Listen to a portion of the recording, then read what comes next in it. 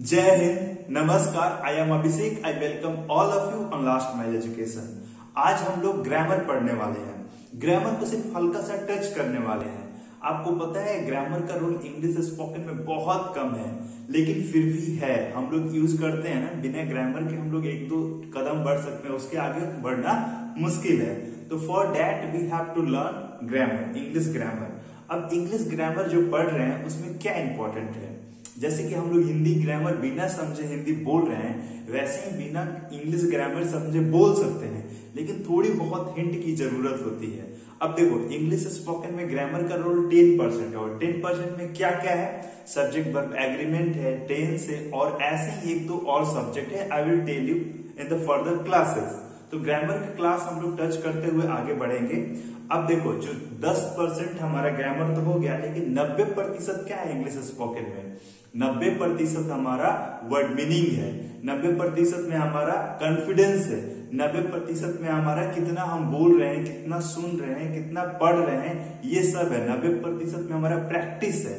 On the daily basis do you practice और not? This all are the things in the 90% and only little bit grammar in 10%. So if you combine 10% and 90%, then it will become 100%. अगर 10% को आप कभी touch ही नहीं करोगे तो 90 का 90% रहेगा, वो कभी 100 नहीं होगा।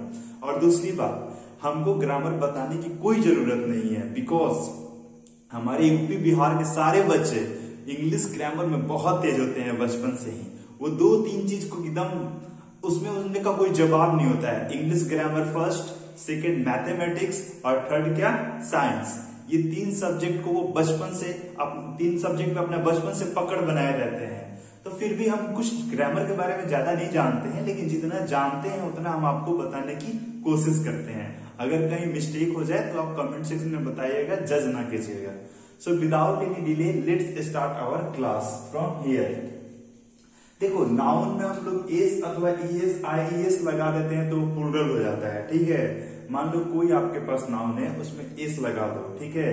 काउ है, गाय, तो काउस, ठीक है। सिंपल भाषा में हम लोग समझने की कोशिश कर रहे हैं, ठीक है। काउस हम लोग बनाकर प्लूरल नाउन बना देंगे उसके साथ। वर्ब जो है, वर्ब हमेशा प्लूरल फॉर्म में रहता है, वर्ब हमेशा प्लूरल फॉर्म में होता है। उसको सिंगुलर हम लोग बनाते हैं एस अथवा ईएस आईएस लगाकर, उसे हम लोग सिंगुलर बनाते हैं। सिंपल आज ग्रामर हम लोग समझने यहाँ आए हैं, कोई ज्यादा नहीं, कोई बहुत बड़ा नहीं। सिंगुलर नाउन है तो उसके साथ सिंगुलर वर्ब हम यूज करेंगे, जैसे राम इट्स मैंगो। सिंपल है, बहुत सिंपल है, बचपन से हम लोग पढ़े हैं। आपको पता है, कुछ दिन पहले मीडिया वाले ने एक सरकारी गवर्नमेंट टीचर से पूछा था, राम आम खाता है का आप ट्रांसलेशन बनाकर बताओ। वो ट्रांसलेशन बनाकर नहीं बताए थे, वो गलत बताए थे। अब सोचो, गवर्नमेंट स्कूल में कोई टीचर है और वो राम आम खाता है का ट्रांसलेशन नहीं बता पा रहा है, तो वो टीचर कैसे पढ़ा सकते हैं English? I don't understand. After that you have to also understand that वही टीचर हमारे देश के भविष्य बना रहे हैं, वही टीचर हमारे देश के पिलर को नींव दे रहे हैं, पिलर को मजबूत कर रहे हैं। ऐसा नहीं हो सकता है।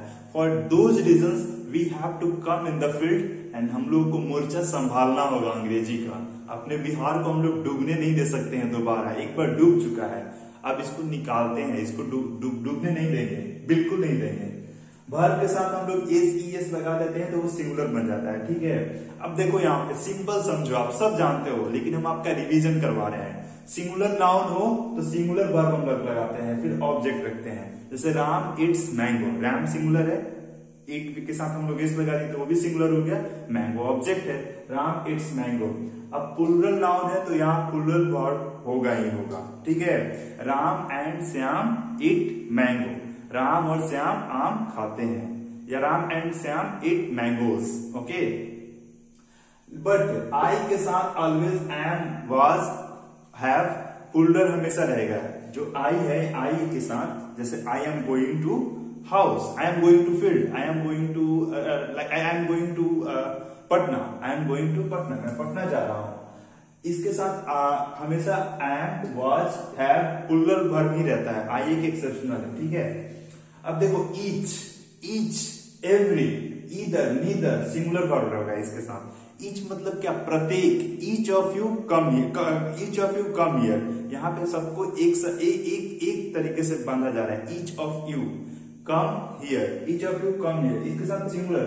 देखो each of you comes here, each, every, either, neither के साथ सिंगुलर वर्ब हम लोग यूज करते हैं। Each of you come here, इसमें प्लूरल भी होता है। इसमें क्या होता है, ईच मतलब सबको एक बार आप ये कर रहे हो, घोषणा कर रहे हो, बता रहे हो, तो उसमें प्लूरल होगा। और ईच एक एवरी वन को आप बता रहे हो तो उसमें सिंगुलर होगा।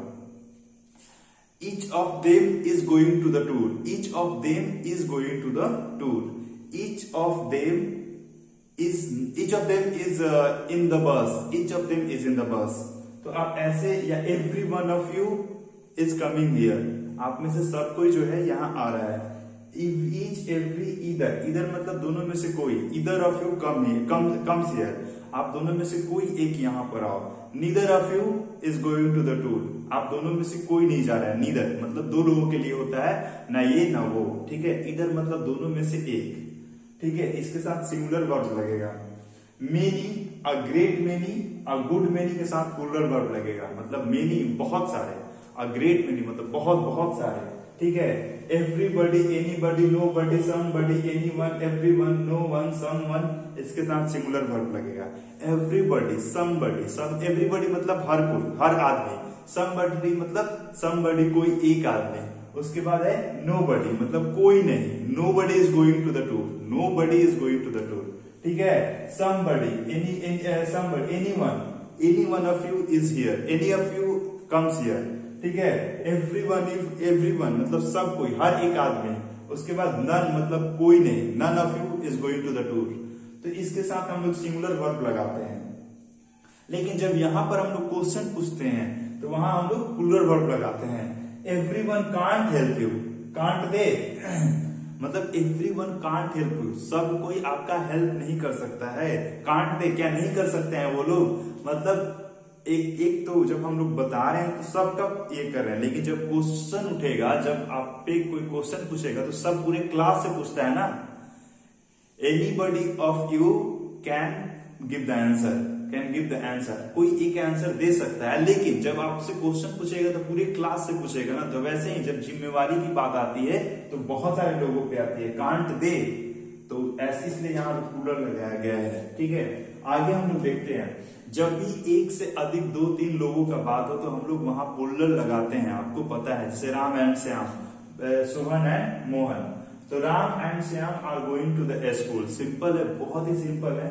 ब्रेड एंड बटर, जब दो चीजें मिले लेकिन दोनों से कुछ एक ही बने, bread and butter, rice and curry, rice and fish is my favourite food, ऐसे आप अगर कोई बोले bread and butter is my favourite breakfast, तो आपको ब्रेड और बटर दोनों को एक साथ लगाकर खाते हो ना। ऐसा नहीं ना कि एक बार ब्रेड खा लेते हो फिर पानी पी लेते हो और फिर बटर खाकर फिर पानी पीते हो, ऐसा तो आप नहीं करते हो।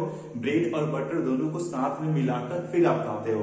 तो for that of the thing we use bread and butter is my favourite food, rice and curry is my favourite food. Rice और करी, जब राइस खाते हो तो करी उसमें डालकर मिलाकर तब खाते हो ना, ऐसा नहीं ना कि सिर्फ राइस खा जाते हो और फिर करी पीते हो। तो इसलिए इन सब चीजों को एक बना दिया जाता है और एक बनाकर इसमें सिंगुलर लगाया जाता है, ना कि प्लूरल। अब यहाँ है time and tide wait for no one. Of course time and tide wait for no one, जैसे टाइम है, समय है, तो ये अनकाउंटेबल नाउन है, सिंगुलर अनकाउंटेबल नाउन। टाइम और टाइड है, जो हमारी लहरें उठती हैं समुद्र में। अगर कोई आप में से समुद्र या नदी के पास कभी गया होगा तो वो देखा होगा बहुत सारी लहरें नदी में, समुद्र में उठती हैं, गिरती हैं। तो वो जो लहरें उठ रही हैं वो किसी के लिए इंतजार थोड़ी करती हैं। और वो लहर और इधर टाइम दोनों अलग अलग चीज है, दोनों का कंटेक्स्ट अलग है। समझो, टाइम जो है हर सेकंड बढ़ रहा है और वो जब नदी में लहर उठ रही है वो हर सेकंड हर मिनट उठ रही है।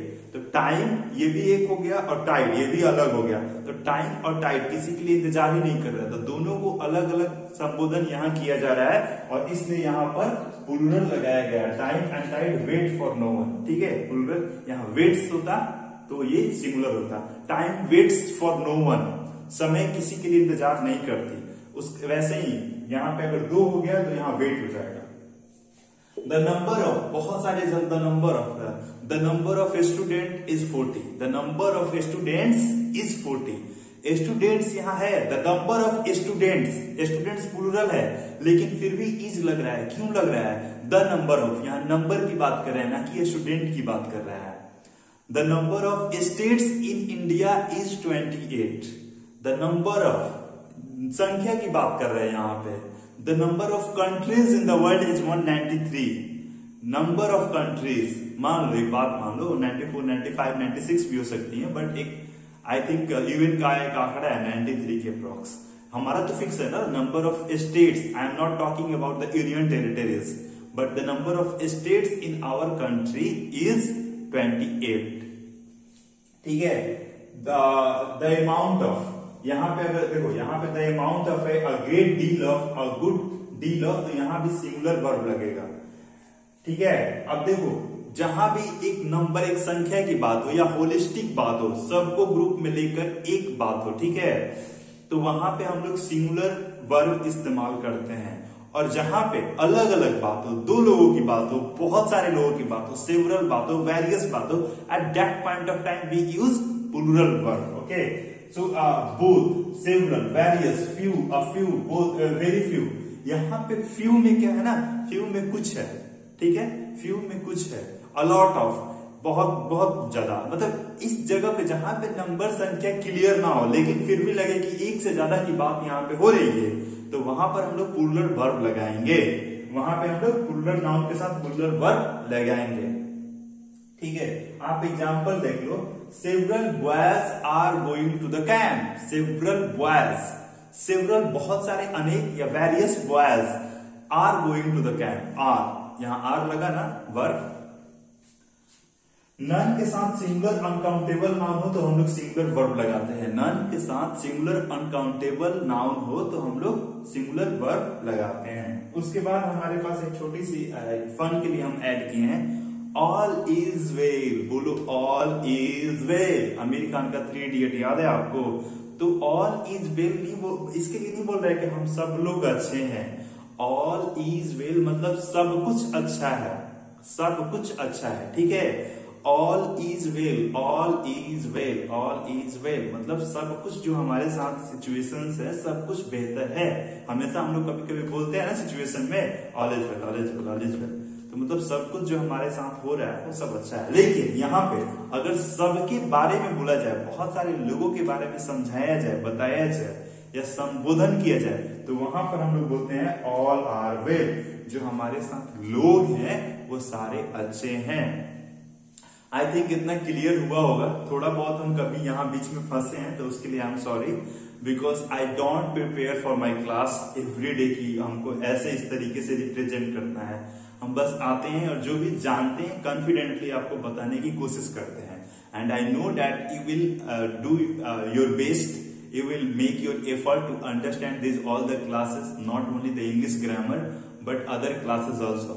देखो, you have English grammar, I know that you are very much fluent and very much like confidence in English grammar, and I have other things. मेरे पास English grammar छोड़कर सारा कुछ है, तो I just try to perform 95%, okay? I don't perform 100% exactly, but I try to perform 95%. कि हमारे पास जितने सारे कॉन्फिडेंस लाइक बुक्स का मटेरियल, उसके बाद जितना हम पढ़ते हैं, समझते हैं, बोलते हैं, सोचते हैं, सबको कंपाइल कर हम 90% पे एकदम अडिग रहते हैं। आई हैव दैट 90%, हम कॉन्फिडेंटली बोल सकते हैं। और इसके बाद जो 5% है, 6% 5-6% मेरी ग्रामर में सही है, 3-4% ग्रामर में कहीं लाइकिंग है, एंड आई होप कि उतना आप ध्यान नहीं देंगे और हम लोग 95-96% स्कोर करने की कोशिश करेंगे इंग्लिश ग्रामर में। ठीक है। और दूसरी बात, I am not your sir, okay, I am not your teacher, I am your trainer, I am your just dear brother. You can see me, I am your brother to all my brothers and sisters and friends. So this is the like little touch of English grammar. We can continue the further classes, and if you have any book like Lucent English Grammar, Neetu Ma'am English Grammar book, or any other book, you can start and revise little bit English grammar, and then you can try to speak with your own effort. आप जो भी किताब में example दिया गया है वहां पे अपने से एग्जाम्पल देने की कोशिश करो। ठीक है। एक दो एग्जाम्पल, 4 एग्जाम्पल, 5 एग्जाम्पल, 10 एग्जाम्पल अपने से रखोगे तो वहां भी थोड़ा बहुत आपको एक अंदर से कॉन्फिडेंस आएगा। So that's all for today. Let's meet tomorrow with new energy, new class and new excitement. और हाँ, हम लोग बुक का रिव्यू लाएंगे इस Sunday. Don't forget to watch that video, that is very interesting. हर सप्ताह में एक आपको नई बुक जानने की इच्छा होती होगी और नई बुक जानने और समझने की एक अपॉर्चुनिटी मिलती है। तो don't waste that opportunity, just give your 5 or 10 minutes and you will understand English in the better way. Thank you. जय हिंद, जय भारत।